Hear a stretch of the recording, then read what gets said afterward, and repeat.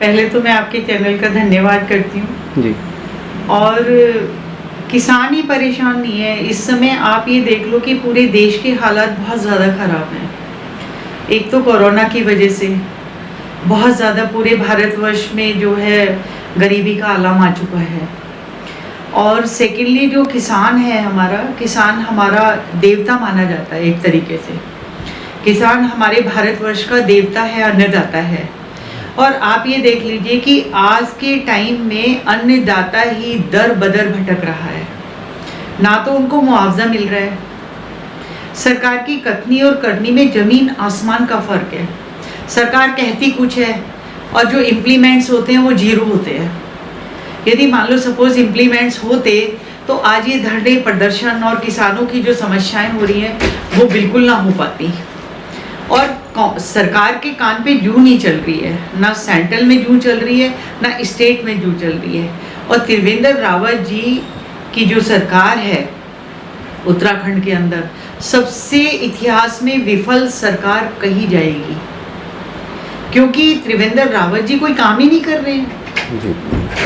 और धरातल पे कोई काम नहीं है। अब आप ये देखिए कि किसानों के गन्ने की मूल्य कितनी कम है, यूपी में आप देख लीजिएगा जी। सेकेंडली उनके बीज का, उनके यंत्रों का, बिजली के बिल हैं, उनके पानी के बिल हैं, उनके सबके माफ़ होने चाहिए। ये कि किसान इस समय त्राही त्राही कर रहा है। और हमारी कांग्रेस के जो लोग हैं, कांग्रेस सरकार के जो लोग हैं वो कम्प्लीटली सड़कों पे उतरेंगे। हम लोग इनके लिए धरना प्रदर्शन करेंगे। और यदि हमें लाठी भी खानी पड़ी ना अपने किसान भाइयों के लिए तो हम लाठी भी खाएंगे। मैं आपको श्योरिटी दे रही हूँ कि अपने किसानों के साथ हम अन्याय नहीं होने देंगे बिल्कुल भी, क्योंकि किसान हमारा अन्नदाता है। और किसान के अन्न से पूरे समाज की आंखें खुलती हैं। और जब अन्नदाता ही त्रस्त रहेगा तो आप ये देख लीजिए कि उस देश का क्या होगा। देश विनाश की ओर जा रहा है। हर वर्ग परेशान है, किसान परेशान, व्यापारी परेशान, कर्मचारी परेशान। अब आप युवाओं को ले लीजिए कि युवा परेशान, इतनी पढ़ाई करने के बाद भी युवाओं को नौकरी नहीं मिल रही है। और युवा दर बदर भटक रहा है, इंजीनियर्स दर बदर भटक रहे हैं, डॉक्टर्स दर बदर भटक रहे हैं। आप ये बताइए कि एजुकेशन का मतलब क्या होता है। एजुकेशन लेने के बाद बच्चों को नौकरियां मिलनी चाहिए जी। बट कोई नौकरी नहीं है, ना ये लोग कोई वैकेंसी निकाल रहे हैं ना। और जो लोग लगे हुए हैं, पूरे हिंदुस्तान की बात कर रही हूँ मैं भैया आपको, जो लोग लगे हुए हैं वो उन लोगों को भी निकाला जा रहा है। देश की जो आर्थिक व्यवस्था है, आर्थिक स्थिति है, वो बिल्कुल जीरो हो गई है। लोग बहुत परेशान हैं। चाहे वो सिर्फ ये लोग क्या कर रहे हैं, सिर्फ अमीरों के लिए कुछ पॉलिसीज हैं इनकी जो अमीरों को फायदा कर रहे हैं। आप ये देख लीजिए कि पूरे चैनल्स हैं, पूरी मीडिया, सोशल मीडिया की बात कर रही हूँ मैं, कंप्लीटली कोई भी मीडिया मतलब इनके विरोध में बात नहीं कर रही है। पूरा देश विरोध में है, बट सोशल मीडिया कोई भी विरोध में बात नहीं कर रही है, एक एनडीटीवी को छोड़ के। वो तो सच का साथ दे रहा है, जो सच है वो सच बोल रहा है, जो जहां झूठ है वो झूठ की बात भी करता है। बट एक वो चैनल एक ऐसा है, बट सारे चैनल्स जो हैं इन लोगों ने इस तरीके से कैप्चर किए हुए हैं पूरी मीडिया को, पूरी सोशल मीडिया को, पूरी प्रिंटेड मीडिया को इस तरीके से कैप्चर किया हुआ है कि मैं आपको बता नहीं सकती। देश के जो हालात चल रहे हैं वो कहीं पे भी नहीं दिखाए जा रहे हैं कि लोग कैसे भूखे मर रहे हैं, किसान कैसे मतलब कि त्राही त्राही कर रहा है, उनके बच्चों की फीस भरने को नहीं है, उनके घरों में खाने को नहीं है, जो अन्नदाता कहा जाता है। तो आप ये देख लीजिए कि आम जनता के क्या हालात होंगे। और युवा जो है हमारा सड़कों पे उतरा हुआ है, युवाओं को कहीं नौकरी नहीं है।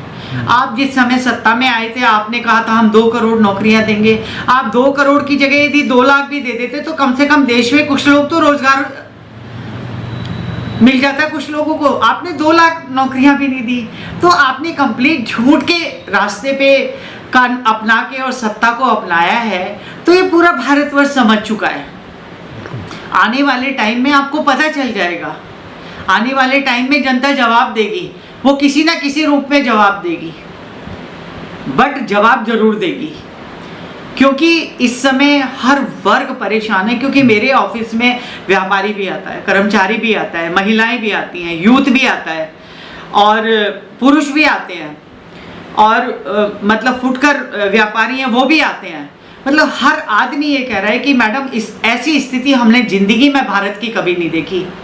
और ये लोग ये कहते हैं कि कांग्रेस ने 68 सालों में क्या किया। अरे 68 सालों में हर आदमी रोटी खा रहा था, हर गरीब को रोटी नसीब थी, हर किसान भाई बिल्कुल स्वस्थ था, उसके घर में रोटी थी, अन्नदाता होने के बाद उसके घर में रोटी थी, उसके बच्चे पढ़ रहे थे, उनके घर में उनकी बेटियों की शादियां हो रही थी ढंग से, उनके बच्चे भी पढ़ाई कर रहे थे। बट आज के टाइम में आपने यूथ को बिल्कुल नकारा कर दिया। ये कितना बड़ा पॉइंट है।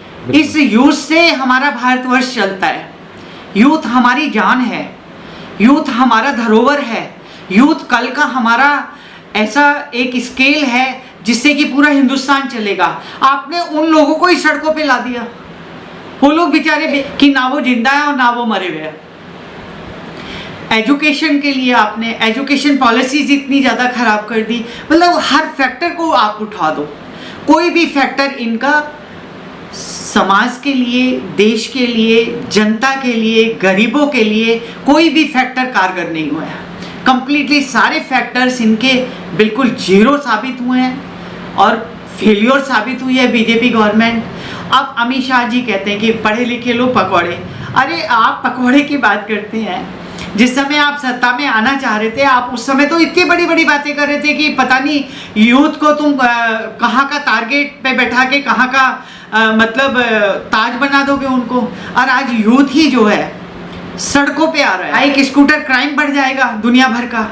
महिलाओं के साथ आप देखिए, महिलाओं के साथ महिला कहाँ सुरक्षित है। ये बार बार इनका नारा होता है, स्लोगन होता है, बेटी बचाओ बेटी पढ़ाओ। कहाँ बेटी बच रही है। आप महेश नेगी को ही देख लीजिएगा कि किस तरीके से उस लड़की के साथ में कुकर्म किया है और किस तरीके से उसको मतलब कि उसको बोला जा रहा है कि आप कंप्लीटली गलत हैं, आप गलती करके और आप एक औरत को दबाने की कोशिश कर रहे हैं। तो भैया औरत दुर्गा का रूप है।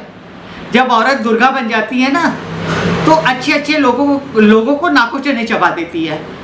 औरत एक ऐसी शक्ति है जिसने आप लोगों को पैदा कर रखा है और आप लोगों को पैदा करके आप ही औरत का इस तरीके से अपमान करने लगे, औरत के साथ इस तरीके से व्यवहार करने लगे, औरत के साथ मतलब बलात्कार की स्थिति में आप पुरुष समाज आ जाए। तो बहुत ही सोचनीय विषय है, बहुत दयनीय विषय है ये। और इस विषय पे सरकार को सख्त कानून बनाने चाहिए। ना इनकी न्यायपालिका में ही सुघड़ता ले आए। लोगों के केस हैं 20-20 साल चलते रहते हैं।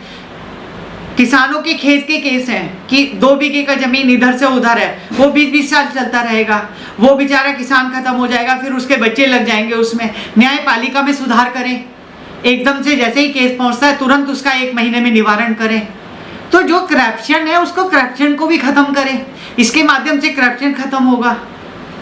भाई लोगों के पास जब लोगों को स्थिति कहीं नजर आएगी, जितनी बड़ी बड़ी बातें करके लोग बीजेपी गवर्नमेंट सेंट्रल में स्टेट में आई थी और अभी भी बहुत बड़ी बड़ी बातें कर रहे हैं कि हम ये करेंगे हम वो करेंगे, तो मुझे तो कुछ नहीं लग रहा कि इन लोगों ने कुछ करा है।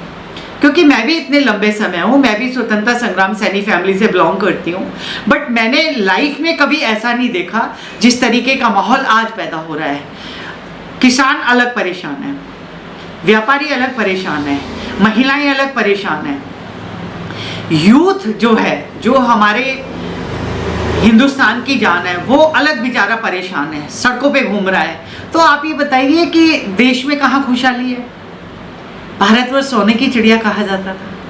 हमारी जिस समय सेंट्रल में हमारी कांग्रेस गवर्नमेंट थी, स्टेट में कांग्रेस गवर्नमेंट थी, हमारे हरीश रावत जी मान्यवर मुख्यमंत्री थे यहाँ पर, उन्होंने हजारों योजनाएं चलाई, ऐसी ऐसी योजनाएं चलाई उन्होंने कि महिलाओं को इतना लाभ मिले, युवाओं को इस तरीके से। उन्होंने युवाओं के लिए भी एक प्रोजेक्ट बिल्कुल अलग से एक तैयार किया था कि युवाओं को रोजगार के लिए हम कैसे उनको अवेलेबल कराएंगे। जो हमारे उत्तराखंड के लोग हैं जो पलायन करते हैं वो यहीं पे ही रहें, यहीं पे ही रोजगार करें।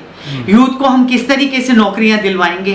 तो मतलब कि आप ये बताइए, कांग्रेस जो है एक विकास का नाम है, कांग्रेस जो है एक सोच है जो विकास की सोच है, और बीजेपी जो है एक विनाश की सोच है। इसलिए पूरे भारतवर्ष का विनाश हो चुका है इस समय। इस समय सब लोग जितने भी मिडिल क्लास जो लोग हैं वो अपनी सेविंग में से निकाल के पैसा खर्च कर रहे हैं। आप मार्केट में चले जाइए, कस्टमर नहीं मिलेगा। शाम को 6:30-7 बजे हमारी रुड़की सिविल लाइन में दुनिया भर की भीड़ लगी रहती थी, और आज के टाइम में आप 7 बजे चले जाओ, मार्केट में आपको बंदा नहीं नजर आएगा, क्योंकि लोगों का अर्थव्यवस्था बिल्कुल जीरो हो चुकी है। जब भाई आदमी के पास घर में पैसा होगा तभी तो वो शॉपिंग कर कर आएगा। जब लोगों को आपने पूरे भारतवर्ष को खाली कर दिया, जनता को खाली कर दिया, उनके रोजगार छीन लिए और बेरोजगारी इतनी ज़्यादा बढ़ा दी, तो मैं तो कहती हूँ त्रिवेंद्र रावत को अपनी गद्दी छोड़ देनी चाहिए, नहीं तो लोगों को, यूथ को रोजगार दे, वो किसानों को उनका ऋण माफ करें, जो बिजली के बिल हैं उनके, पानी के बिल हैं उनको माफ करें, जो उनके गन्नों के यूपी का जो रेट है क्या कहते हैं वो वाला रेट यहाँ पर करें उत्तराखंड के अंदर, किसानों को लाभ मिलेगा। किसान बेचारा सुबह खेत में निकलता है और जो अमीर लोग हैं ये एसीओ में सोए रहते हैं, जो बेचारा अन्नदाता कहा जाता है वो खेत में हल जोतता है और उसी के साथ अन्याय हो रहा है। तो भाई पूरी कांग्रेस एकजुट है और हम सड़कों पे उतरेंगे अपने किसान भाइयों के लिए और अपने यूथ के लिए, कि यदि हमारे यूथ को नौकरियां नहीं दी जाएंगी यहाँ पे तो हम बिल्कुल सड़कों पे उतरेंगे। और कितने भी ये जेल में हमें डालेंगे तो हम जेल से भी नहीं डरते हैं। हमारे भारतवर्ष जब आज़ाद हुआ था तो कांग्रेसी लोग जेलों में गए थे, कांग्रेस ने इस देश को आज़ाद कराया था।